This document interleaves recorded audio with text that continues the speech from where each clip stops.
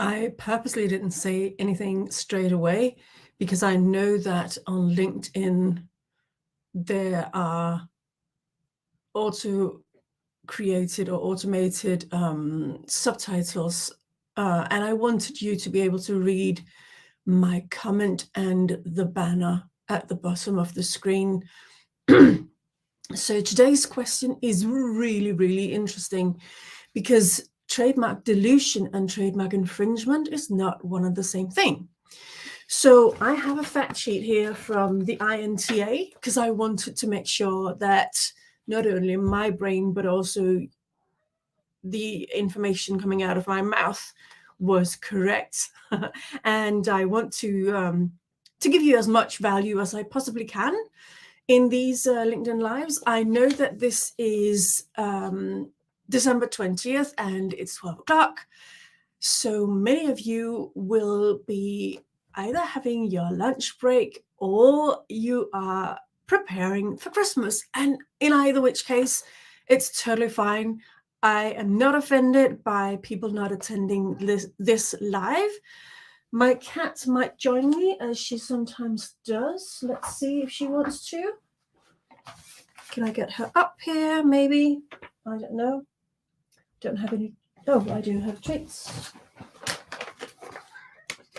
Let's see if she wants to join us. And then we'll get into the very interesting topic of trademark dilution or dilution. Is it dilution or dilution? Can you help me? Can you comment below? How would you pronounce it? And this is my cat. She's right here. You can't see her for the comment that I created. Sorry about that. So is it trademark dilution or dilution? I don't know where to put, where to stress. I'll put the stress in the pronunciation. But yeah, no, this is a really interesting topic. And as I say, it's different with dilution than a trademark infringement. So let me start by reading some of this up for you. So what is trademark dilution or dilution? Dilution? Dilution. Okay. Trademark dilution refers to the unauthorized... Put my teeth back in again. The unauthorized use of and or application for a trademark that is likely to weaken the distinctive quality of or harm a famous mark. The question of whether a famous mark is diluted is a separate question from whether the mark is infringed upon, as in whether the unauthorized use is likely to cause consumer confusion through trade, though trademark owners often allege both dilution and infringement together when enforcing famous trademark rights. Flip the loop. Yeah, sorry, I was talking to her in Danish because I can. So trademark owners often allege both dilution and infringement together when enforcing famous trademark rights. Dilution is sometimes divided into multiple types, the most common being blurring. Other types include tarnishment and in the EU free riding. So unlike trademark infringement, trademark dilution does not necessarily involve the unauthorized... I'll pop my teeth back in again. Don't know what's going on today. The unauthorized use of a mark in connection with goods or services that are confusingly similar to those offered in connection with the famous mark. For example, the unauthorized use of Ferrari as a brand of harmonicas may not be trademark infringement, but it may be trademark dilution, even though harmonicans... My tongue is playing up. I think I need to put my tongue back in again, not my teeth. All right. Even though harmonicas and luxury automobiles are so unrelated that consumers are unlikely to believe Ferrari harmonicas come from the famous car maker, automaker. Trademark dilution protects marks. Protects marks. Let me just get a glass of water here. Protects marks that are so well known, highly reputable, or famous that jurisdictions have decided they deserve protection, whether or not unauthorized use is likely to cause consumer confusion. So there's a really good reason behind why you would want to make your trademark a household name, because that's when you get this kind of protection. So to begin, I'm having fun with my tongue today. So to be considered well-known, highly reputable, or famous, a trademark must be recognizable to the general public, as in it must be a household name. For example, the following would be likely considered famous marks in many countries around the world: Apple, Google, Coca-Cola, Sony, Nike, sorry. You could add Chanel, you could add Louis Vuitton. So yeah, those are just a few examples. So now the question is, what jurisdictions recognizes the concept of trademark dilution? Well, in most countries, they do recognize some form of trademark dilution, although the concept and associated requirements and penalties vary by jurisdiction. The various jurisdictions that expressly recognize trademark dilution includes the United States, the European Union, South Asia, India, and Japan. No, South Africa, sorry, not South Asia, South Africa, India, and Japan. As very... My tongue is really playing up today. I hope you're having as much fun with this as I am. Yeah, so as well as several Central and South American countries, others such as Canada and Australia have no explicit dilution law, but provide similar protection under the trademark laws. That's very interesting to know as well. Canada prohibits unauthorized use that deprecates the goodwill of a mark, and Australia defines trademark infringement to include the use of well-known trademarks that is likely to cause consumers to infer a connection between the owner of the mark and the unrelated goods or service. So this is really, really interesting. I'm so glad that this came up. And if you're not here live, sorry, I'm just rustling a bit with the paper. If you're not here live, you can always go back to my branded YouTube channel. Let me see if I can find that for you. It won't take a moment. And that way I'm not just reading, because that can get a bit boring too.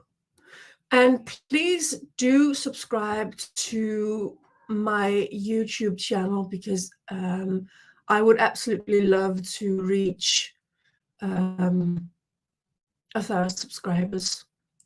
Probably won't happen this year, but that's totally fine. Let me see if I can find my little channel. Come on. Don't know how stable my internet connection is today, by the way. I do apologize for that. I was on a call with a potential client yesterday, and my connection fell out 6 times. That was slightly embarrassing. Fortunately, the person in question was very, very generous and kind. So, but not the kind of experience that you want to have happen. No, I can't find it right there. Okay, so let's go to my channel here and see if we can. Here we go. So you could always find my run a YouTube channel where you can go back and find these things. Here we go. And you probably can't see that anyway, so I'll have to pop that into the details both on my YouTube page and on my LinkedIn page where this can be found. Well, on the YouTube page, it's a little bit crazy to say that. Oh, my internet connection is low.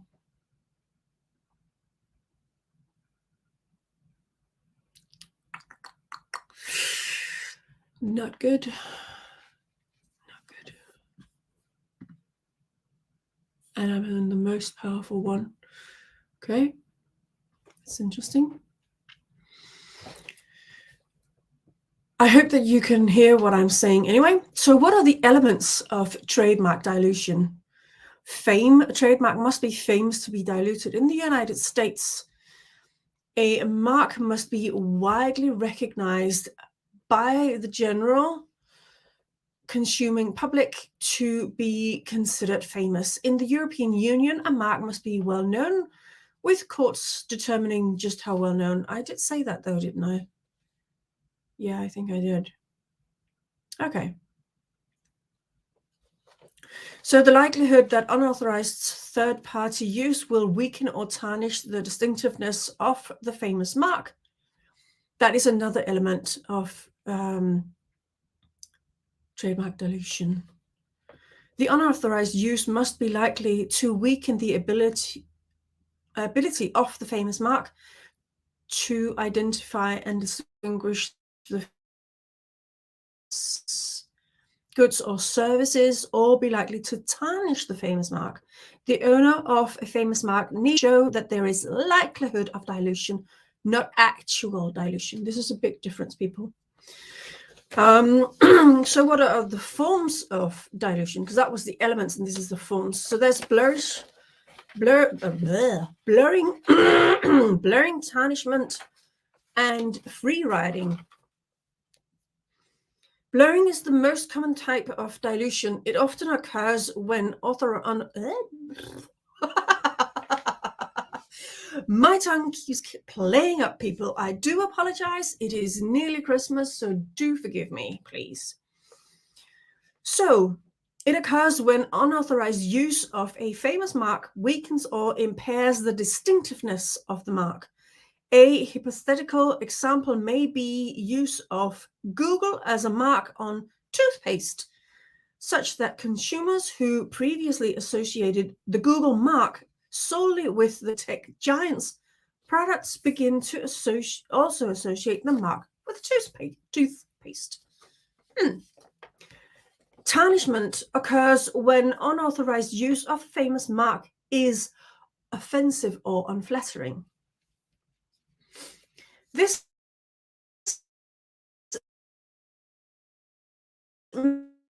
may include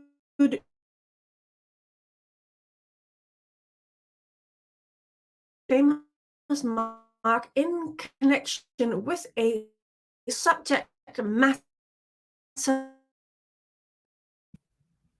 I am still here. I do apologize for that. I don't know what happened. It seems my internet connection is fairly unstable. Let's just write that.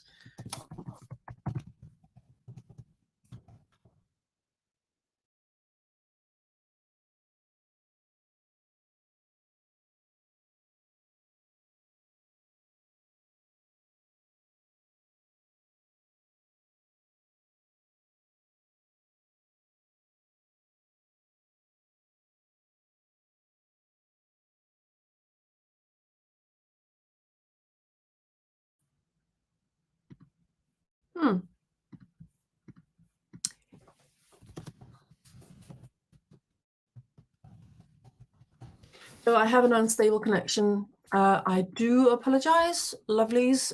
Thank you for your patience. So yeah. So the tarnishment may include use of a famous mark in connection with a subject matter that is critical or of offense or offensive to the mark owner's beliefs or reputation, or that directly criticizes or attacks the mark owner or its products or services. a hypothetical example may be use of Adidas as a mark on a line of unhealthy food, a product in conflict with the Adidas brand of fitness-related products, but tarnishment may be protected by free speech and considered fair use of a famous trademark, as in the use of a mark for the purpose of parodying a famous mark owner or its products or services. Yeah, that one I'm not in total agreement with, but hey ho. That is my personal opinion. So the EU recognizes a type of dilution that is called free riding, unauthorized use of a well-known mark on unrelated goods or services for the purpose of or resulting in a positive association with the well-known mark owner's legitimate goods or services. An example of free riding may be unauthorized use of Gucci as a mark for a high-end restaurant. So, yeah, we have had a bit of fun today with the screen going black twice. Not once, but twice. Always fun. It seems that this connection is unstable. I do apologize for that. This is the last one before Christmas, so I want to take the time to wish you all a very Merry Christmas. If you do not celebrate Christmas, I want you to have a relaxing period of time where whatever you celebrate is important to you. So some people celebrate Hanukkah, some people celebrate other things, some people don't celebrate at all. And do you know what? That's totally fine. I am brought up in the type of faith where we do celebrate Christmas, hence my lovely tiny little baby tree over there, and 2 cards behind me, and the Nissehoe, as we call it in Danish, Santa hat. Americans call it Santa cap. I don't know why, because it's a hat, if you ask me, or who, as we say in Danish. Anyway, I wish you lots of hygge. Hygge is a really excellent word for this time of year because it does not necessarily connect itself to Christmas. Hygge means that you take time to be with the people you love in your life. You may light candles. They can also be associated with Diwali, as I understand, and Hanukkah. The Danish people do not have the exclusive right to use of candles, fortunately. And the internet stable is going down again. All right, I'm going to wrap this little baby up for today. I have been waffling, not entirely waffling, but I've been talking, reading for nearly 19 minutes now. So thank you so much, lovelies, for your time. And this was a really, really important subject, the trademark dilution. And it can occur online, I would say. I didn't really actually answer that question. I just went into more of a rabbit hole with trademark dilution in general. But, but yeah, I would think that it can happen online as well. So thank you so much for your time. Have a happy time, holiday, whatever you celebrate, whatever your faith. And I will see you between Christmas and the New Year, where I have one live. Thank you so much for today. Over and out for now.